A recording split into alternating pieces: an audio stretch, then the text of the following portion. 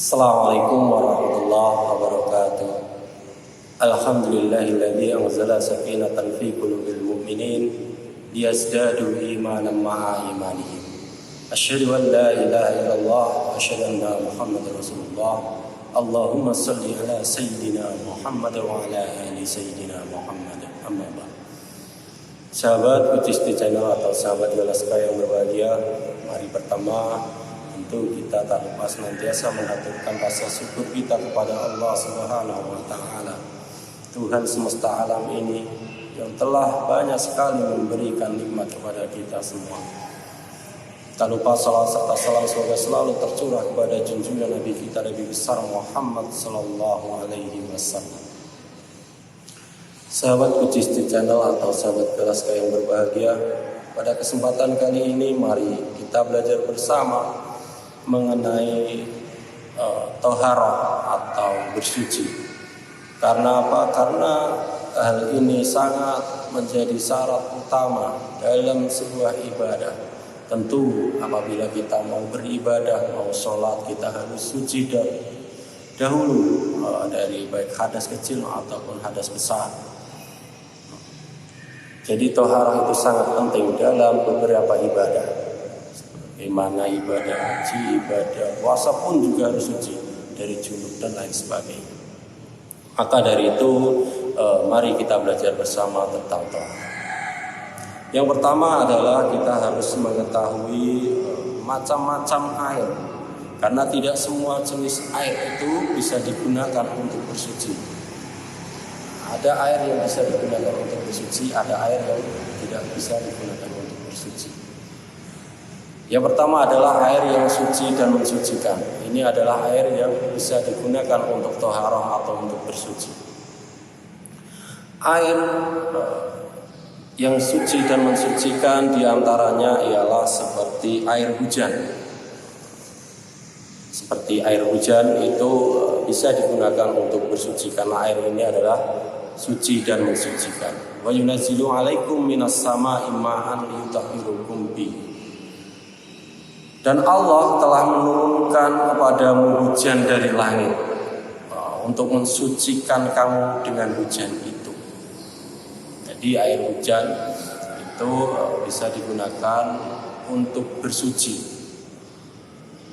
Bahkan apabila ada seseorang yang mau bertaubat, kemudian dia ingin benar-benar bertaubat nasuha, kemudian ia menyadari dosa-dosanya, kemudian ia mau mandi besar atau mandi wajib. Karena apa? Ya karena dia merasa bersalah. Dia ingin bersuci. Mungkin dulu dia pernah melakukan sesuatu hal yang di luar kaidah-kaidah Islam, atau misalnya melakukan berzina atau bagaimana, merasa dirinya kotor, kemudian ingin bersuci. Bahkan ada yang sampai menganggap karena sudah kotor sekali mendengar ayat ini, Al-Anfal ayat 11, wa yunazzilu 'alaikum minas sama'i ma'an liyutahhirukum bihi. Dan telah diturunkan kepadamu dari langit air hujan, yaitu untuk bersuci. Maka mereka berhujan-hujanan meminta ampun kepada Allah. Maka ketika hujan itu adalah bagian dari rahmat Allah.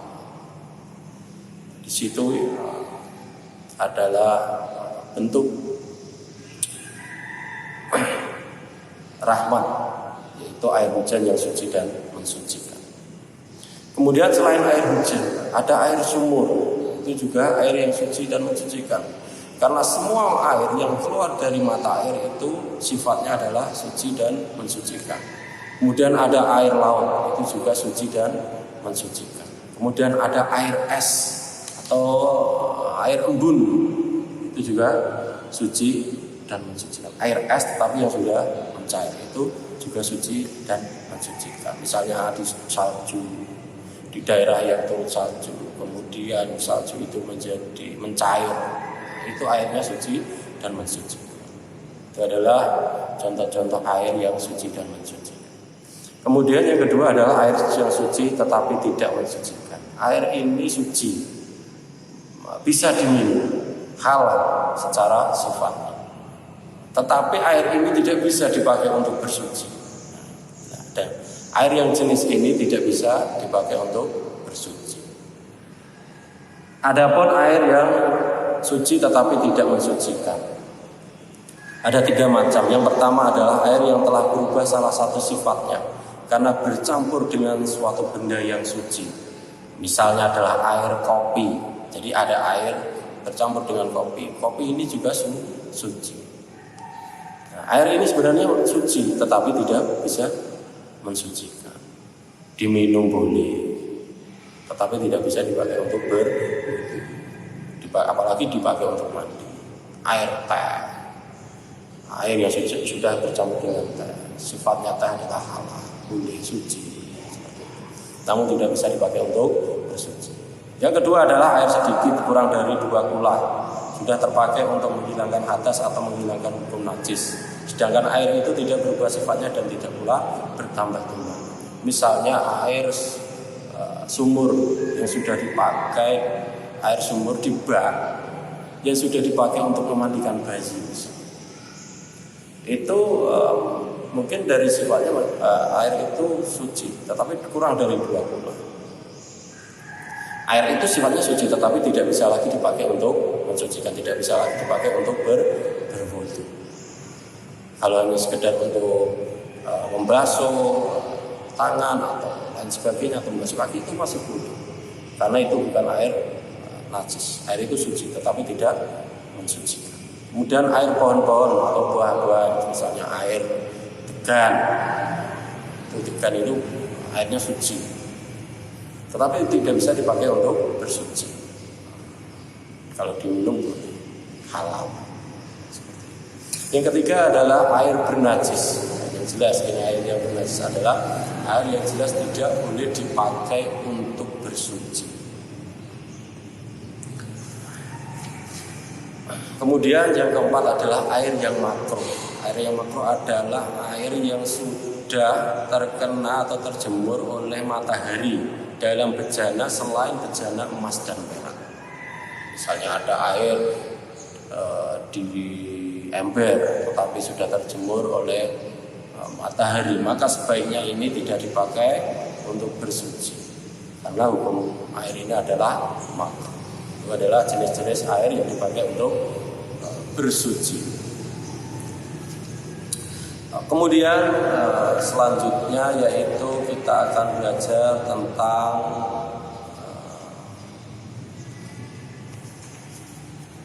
bersuci sendiri dalam artian berwudu. Yang pertama adalah apa? Berwudu. Thaharah, bersuci, berwudu untuk menghilangkan hadas kecil.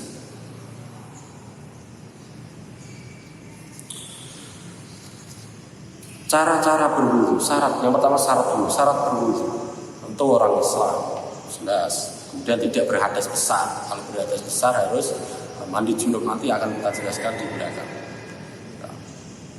Kemudian dengan air yang suci dan mensucikan, berarti air yang bisa dipakai adalah air apa? Air sumur, kemudian air laut, kemudian air hujan dan lain sebagainya, air embun atau air salju yang sudah mencair.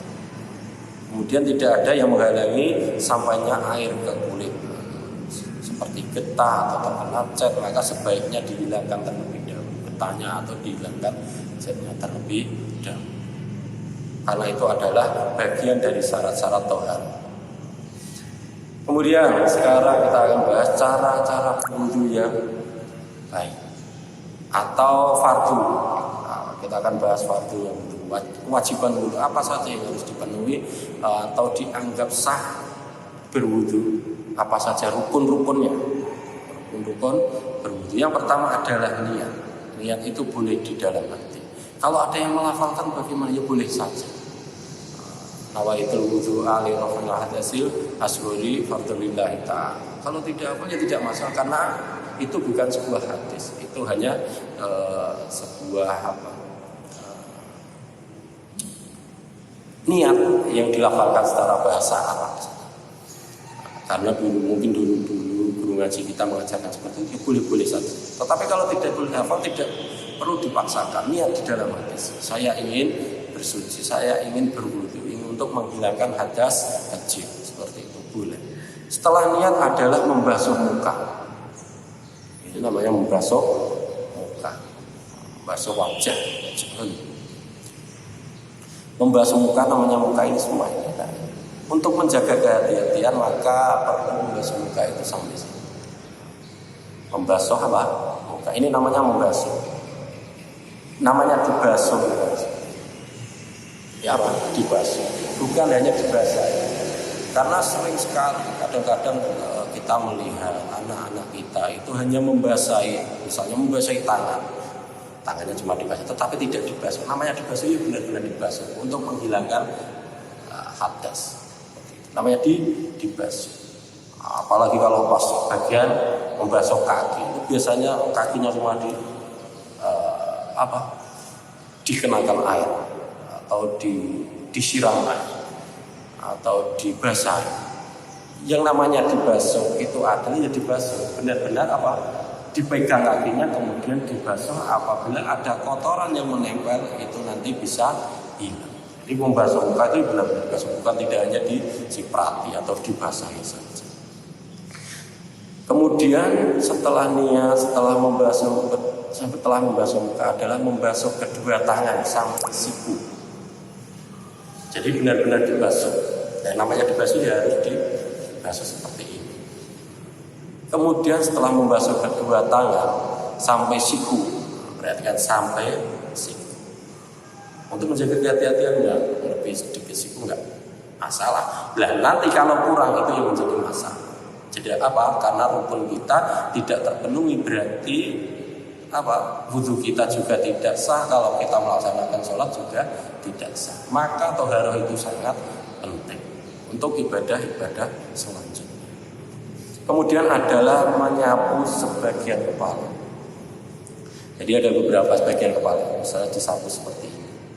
Tetapi alangkah baiknya menyapu kepala itu bisa sampai belakang, kemudian dimasukkan lagi.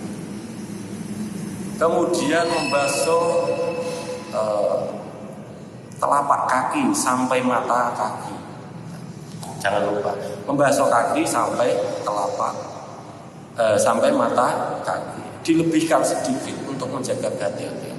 Karena tidak sedikit biasa anak-anak kita itu kalau kita lihat asal saja. Sekali lagi ini membasuh bukan membasahi. Kalau dibasuh benar-benar kakinya ini dipegang, kemudian dibasuh agar kotoran-kotoran yang menempel di kaki itu benar-benar bersih. Kemudian setelah itu adalah tertib. Itu adalah bagian dari rukun-rukun wudu. Karena ada rukun, kemudian ada sunnah. Pak kok biasanya berkumur seperti itu, kemudian membasuh kedua telinga, itu kok tadi tidak dijelaskan. Karena itu adalah bagian dari sunnah. Jadi ada rukun, ada sunnah. Tentu rukun ini adalah lebih utama. Karena rukun ini apabila di antara salah satu tertinggal maka wudunya ini tidak sah. Tetapi kalau sunnah itu kalau tidak dilaksanakan tetapi rukun tadi sudah dilaksanakan secara sempurna maka wudunya sah. Tentu namanya rukun itu lebih utama. Misalnya kesunahan berkumur. Kesunahan berkumur ini disunahkan ketika seseorang tidak puasa. Tetapi ketika seseorang berpuasa kita justru disunahkan untuk tidak berkumur atau tidak menghirup air berhidung. Nah, karena ini nanti hukumnya malah menjadi makruh ketika saat berpuasa, apalagi seperti bulan Ramadan seperti ini. Maka sebaiknya jika dalam berpuasa seperti ini kita itu tidak perlu berkumur ketika berwudu pada siang hari. Tetapi kalau malam hari seperti sholat lail atau sholat isya ya kita disunahkan untuk untuk berkumur dan juga menghirup hidung ke dalam menghirup air ke dalam hidung seperti itu. Kemudian sama juga sebagaimana membasuh telinga, karena nanti dikhawatirkan ada air yang masuk ke dalam telinga. Maka sebaiknya saat puasa seperti ini tidak dilakukan. Justru sunnah ini dilakukan ketika hal-hal tertentu. Maka itu kenapa Allah membuat seperti itu? Tentu ada hikmahnya, ada ilmunya. Jadi yang seperti itu tadi adalah termasuk sunnah. Selain itu, selain sunnah apa tadi? Menyilangkan tangan, kemudian mendahulukan kaki kanan daripada tangan kanan daripada tangan kiri, atau pokoknya mendahulukan yang kanan daripada yang kiri, kemudian menyempurnakannya secara 3 kali, kemudian membasuh telinga, itu adalah bagian dari sunnah. Mungkin bisa ditambahkan lagi banyak sekali sunnah-sunnah.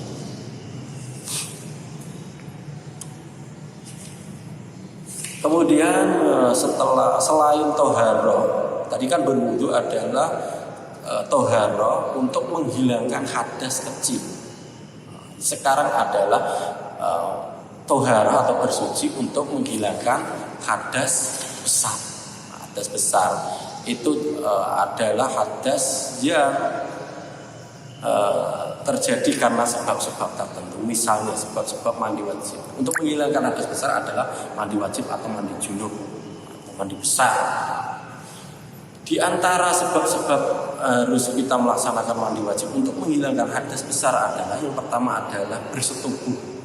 Bersetubuh adalah pergaulan bebas antara laki-laki dan perempuan sebebas-bebasnya, dengan catatan sepanjang pergaulan itu bisa dipertanggungjawabkan baik menurut hukum negara maupun hukum agama, yaitu yang dimaksud adalah orang yang sudah menikah. Nah, bersetubuh ini baik keluar mani ataupun tidak keluar mani, hukumnya wajib mandi junub. Meskipun melakukan hubungan suami istri, Pak, tetapi saya tidak sampai keluar, mani saya tidak keluar, tetap hukumnya harus mandi junub. Nah, yang kedua ini adalah sebab yang kedua adalah keluar mani meskipun tidak bersetubuh. Nah, kalau tadi bersetubuh meskipun tidak keluar mani, sekarang adalah keluar mani meskipun tidak bersetubuh. Misalnya keluar mani karena orang mimpi basah atau mimpi indah. Namanya mimpi indah, ya mimpinya indah. Ya seperti itulah kira-kira. Nah, itu apabila keluar mani maka hukumnya wajib mandi junub. Kemudian orang mati, orang yang sudah meninggal itu wajib dimandikan sah. Kemudian haid ini yang mengalami hanya wanita, laki-laki tidak mengalami. Maka wanita haid itu wajib mandi junub. Kemudian nifas adalah darah yang keluar setelah melahirkan. Ini juga yang mengalami hanya wanita. Kemudian wanita yang melahirkan, baik melahirkan secara normal maupun tidak. Dalam artian begini, misalnya orang ini bayinya sampai 4 bulan meninggal di dalam kandungan. Kemudian bayi ini kan tentu dikeluarkan. Nah, tetap dia wajib mandi junub. Nah, tetap dia itu wajib mandi junub. Nah, sekarang bagaimana cara mandi junub atau mandi besar? Mudah sekali. Yang pertama cuma ada 2 rukun. Yang pertama ada atau 3. Yang pertama niat. Niat tadi dalam hati boleh atau dilafalkan. Biasa yang diajari oleh guru-guru ngaji kita, misalnya nawaitul husla ini raful hadasin akbari ya, ini. Kalau tadi kan asburi, kalau ini akbari karena ini adalah untuk menghilangkan hadas besar fardholillahi ta'ala. Seperti itu. Atau kalau tidak bisa melakukan syarat-syarat, ya saya niat mandi besar karena untuk menghilangkan hadas besar. Kemudian setelah itu ada mengalirkan air ke seluruh badan. Itu adalah rukun dari mandi wajib. Jadi mandi wajib itu pokoknya yang semua ini wajib diguyur. Kan kadang-kadang kita mandi rambut kita tidak dibasahi. Nah, itu bukan mandi wajib. Nah, mandi wajib itu sudah niat kemudian mengguyurkan air dari ujung rambut sampai ujung kaki. Itu namanya mandi wajib. Sunah-sunahnya membaca basmalah, berwudu sebelum mandi, menggosokkan seluruh badan, kemudian mendahulukan yang kanan daripada yang kiri, kemudian berturut-turut. Kalau berturut-turut, ini adalah bagian dari rukun bisa jadi. Itu adalah penjelasan singkat kita tentang bagaimana cara bersuci.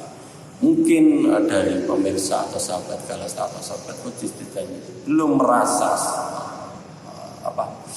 asa burung marem dengan penjelasan ini, maka nanti bisa dipelajari sendiri. Atau kalau ada dari sahabat Fujis channel atau sahabat ini yang lebih mengetahui, bisa ditambahkan di kolom komentar. Karena pada hakikatnya kita ini belajar bersama. Karena pada hakikatnya kita belajar bersama. Bukan siapa yang berbicara, dalam hal ini saya yang berbicara di channel YouTube ini. Tetapi tidak menutup kemungkinan yang tidak berbicara pun bisa menambahkan ilmunya di kolom komentar. Mungkin hanya itu yang bisa kami sampaikan. Kurang lebihnya kami benar-benar mohon maaf. Wabillahi taufiq wal hidayah. Wassalamualaikum warahmatullahi wabarakatuh.